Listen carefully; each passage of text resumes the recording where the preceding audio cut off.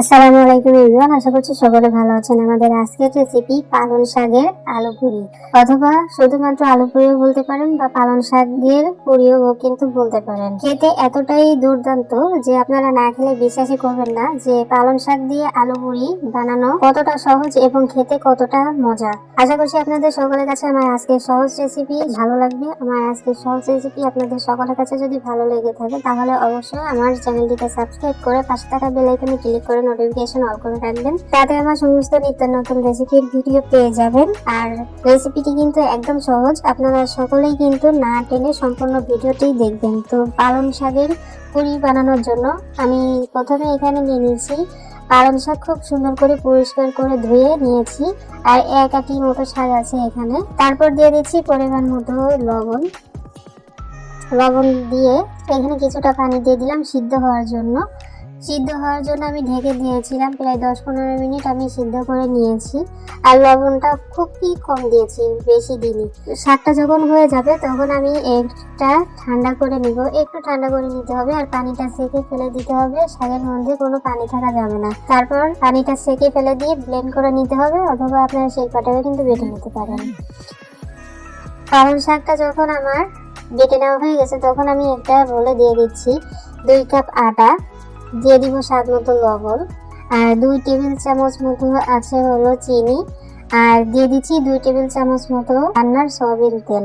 তেলটা কিন্তু অবশ্যই দিবেন, তা না হলে কিন্তু খাস্তা পুরি তৈরি হবে না। খাস্তা পুরি তৈরি করার জন্য অবশ্যই একটু চিনি আর অবশ্যই তেল দিয়ে তারপরে আপনারা আটাটা মাখবেন। তো দেখতে পাচ্ছেন আমি সমস্ত উপকরণ দিয়ে হাত দিয়ে খুব সুন্দর করে এরকম ডলে ডলে মেখে নিচ্ছি, যাতে তেলটা সমস্ত আটার গায়ে গায়ে লেগে যায়। তার জন্য আটাটা খুব সুন্দর করে ভালো করে মেশানো হয়ে গেলে দেখবেন যে এরকম মুঠ করলে মুঠ হয়ে যাচ্ছে, মানে ভেঙে যাচ্ছে না, চাপ দিলে ভেঙে যাচ্ছে। এই পর্যায়ে বুঝতে হবে যে আমাদের আটাটা কিন্তু মাখা হয়ে গেছে। আপনারাও কিন্তু এরকম ভাবে সুন্দরভাবে মেখে নেবেন। তারপর এখানে দিয়ে দিচ্ছি যে শাক আমি পালং শাক বেটে রেখেছিলাম, হাফ কাপ হয়েছে। আমি আপনাদেরকে একটু মেজারমেন্টটা দেখিয়ে দিচ্ছি, হাফ কাপের একটু সামান্য একটু বেশি হয়েছে। এখন শাক দিয়ে আমি খুব সুন্দর করে হাত দিয়ে মেখে নিব, আগেই কিন্তু পানি দেওয়া যাবে না। শাকের মিশ্রণটা দিয়ে তারপর খুব সুন্দর করে আটাটা একটু চেপে চেপে মেখে নিতে হবে। যখন দেখবেন যে পানির প্রয়োজন হবে তখন অল্প অল্প পানি অ্যাড করে খুব সুন্দর করে একটা ডো তৈরি করে নিতে হবে, একটু সফট করে।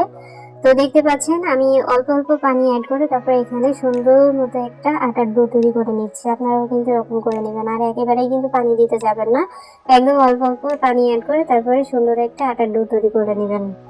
তো দেখতে পাচ্ছেন ইতিমধ্যে আমাদের আটার ডোটা কিন্তু রেডি হয়ে গেছে। এখন আমি 30 মিনিটের জন্য এটাকে ঢাকনা দিয়ে রেখে দিব রেস্ট হওয়ার জন্য। আর এরই মধ্যে আমি কিছু আলু সিদ্ধ করে নিয়েছি। আর দেখতে পাচ্ছেন যে নতুন আলু, দেখলেই কিন্তু বোঝা যায় যে নতুন না পুরাতন আলু।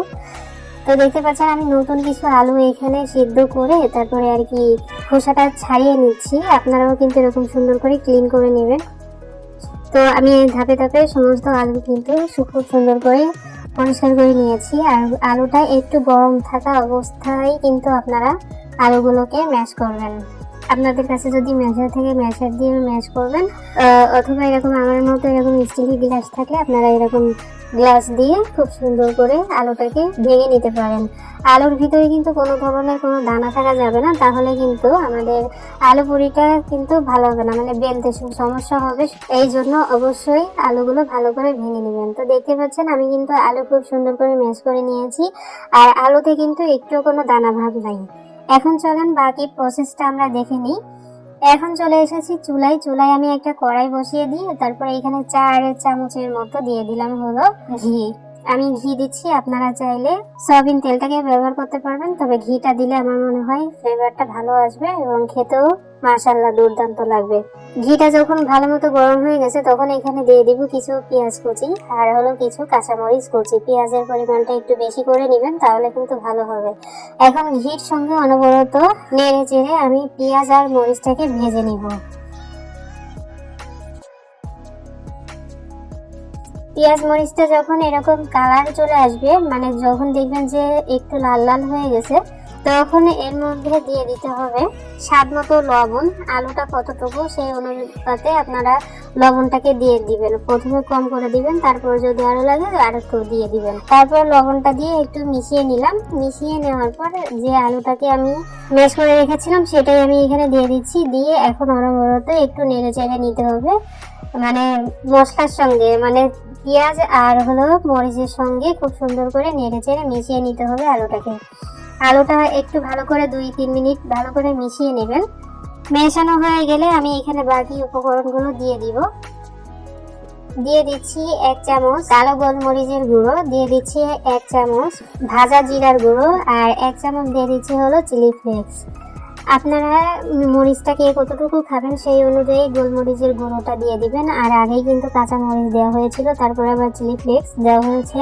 আপনারা কে কতটুকু মরিচের পরিমাণটা খেতে পারবেন সেই অনুযায়ী আর কি দিয়ে দিবেন মরিচটা। চিলি ফ্লেক্স, তারপরে গোলমরিচ গুঁড়ো, তারপর কাঁচা মরিচ, সবকিছুতেই কিন্তু মরিচ ঝাল লাগবে, তো অবশ্যই কম কম করে দিবেন। এখন সমস্ত উপকরণগুলো দেওয়া শেষ হয়ে গেলে ভালো করে এখানে নেড়ে চেড়ে নিতে হবে। একটু ভেজে ভেজে মানে ভাজা ভাজা করে নিতে হবে। আর দেখবেন যে নতুন আলুতে তো অনেকটাই পানি থাকে, একদম চিটচিটে ভাব থাকে। তো এরকম ভাবে যদি আপনারা আলুটাকে রান্না করে নেন তাহলে কিন্তু চিটচিটে ভাবটা চলে যাবে, অর্থাৎ পানি পানি যে ভাবটা সেটা কিন্তু আর থাকবে না। তো দেখতে পাচ্ছেন বেশ কিছুক্ষণ, প্রায় 5-6 মিনিট ধরে আমি নেড়ে চেড়ে আমি আলুর পুরটাকে তৈরি করে নিয়েছি। আর এখন দেখতে পাচ্ছেন আমার আলুর পুরটা তৈরি হয়ে গেছে। এখন নামিয়ে আমি ঠান্ডা করে নিব। আলুর পুরটা কিন্তু অবশ্যই ঠান্ডা করে নেবেন। তারপর চলে এসেছি, দেখুন আমাদের 30 মিনিট অলরেডি হয়ে গেছে। আমি আটার এখানে চলে এসেছি, আর আটার ডোটা কিন্তু একদম সফট হয়ে গেছে। এখন আমি হাত দিয়ে খুব সুন্দর করে একটু মথে নিব।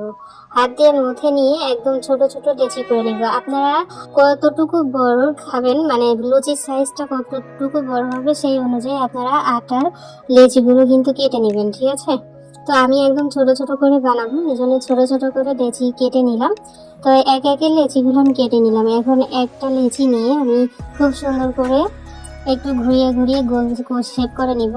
আপনারা চাইলে হাত দিয়েও বেলে নিতে পারেন, মানে হাত দিয়ে এরকম লম্বা করেও নিতে পারেন, অথবা বেলন দিয়েও কিন্তু বেলেও নিতে পারবেন।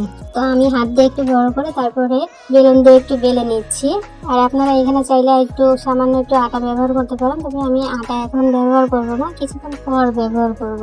এই তো দেখতে পাচ্ছেন লেচিটা একটু গোল শেপ করে নিয়েছি। আর এখানে দিয়ে দিচ্ছি পরিমাণ মতো আলুর পুরটা যে রেডি করে রেখেছিলাম।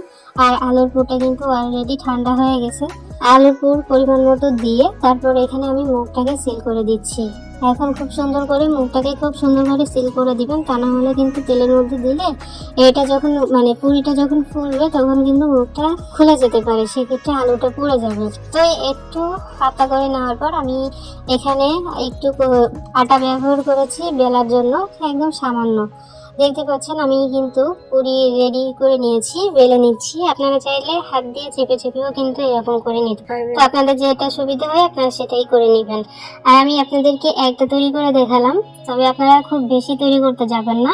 যখন দেখবেন যে 3-4টা বেলা হয়ে গেছে তখনই আর কি ভেজে নেবেন, তা না হলে যে পাত্রে রাখবেন সেই পাত্রে কিন্তু লেগে যাওয়ার সম্ভাবনা থাকবে, যার ফলে ভিতরে যে পুরটা সেটা মানে পুরিটা একেবারে ভেঙে চলে যাবে।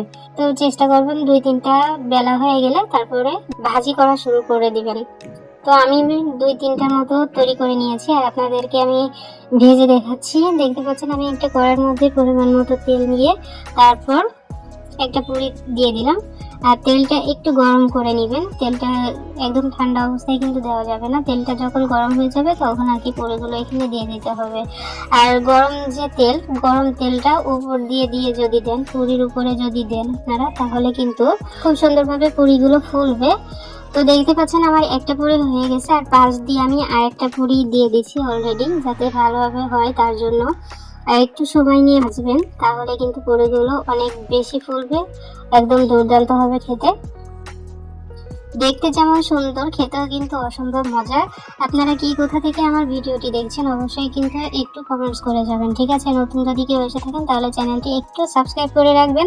তো দেখতে পাচ্ছেন আমার পুরিগুলো কিন্তু আমি খুব সুন্দরভাবে ভেজে নিয়েছি। এখন ধাপে ধাপে আপনাদেরকে ভেজে তারপরে আমি আপনাদেরকে পরিবেশন করে দেখাচ্ছি যে আমার পুরিগুলো কেমন হয়েছে। আর আমি এখানে একটু পেঁয়াজের রিং দিয়ে পরিবেশন করে নিচ্ছি, তবে আপনারা চাইলে তেঁতুলের যে চাটনি অথবা টমেটো সস এইগুলো দিয়েও কিন্তু খেতে পারেন। আর পুরিগুলো দেখতে পাচ্ছেন মাশাআল্লাহ কতটা ফুলেছে, অসম্ভব সুন্দর লাগছে কিন্তু দেখতে, আর খেতে তো দুর্দান্ত হয়েছিল। আমি আপনাদের সাথে একটা পুরি ভেঙে শেয়ারও করে দেখাচ্ছি যে আমার পুরির ভিতরে কেমন দেখা যাচ্ছে। সকালের নাস্তায় অথবা বিকালের নাস্তায় যদি আপনারা এরকম পালং শাকের পুরি রাখেন তাহলে কিন্তু খুবই মজা হবে। গরম গরম পুরি খেতে কিন্তু ভালো লাগে শীতের সকালে অথবা সন্ধ্যায়। এতটা মজার হয়েছিল, এতটাই দুর্দান্ত হয়েছিল যে আপনারা না বানালে বিশ্বাসই করবেন না।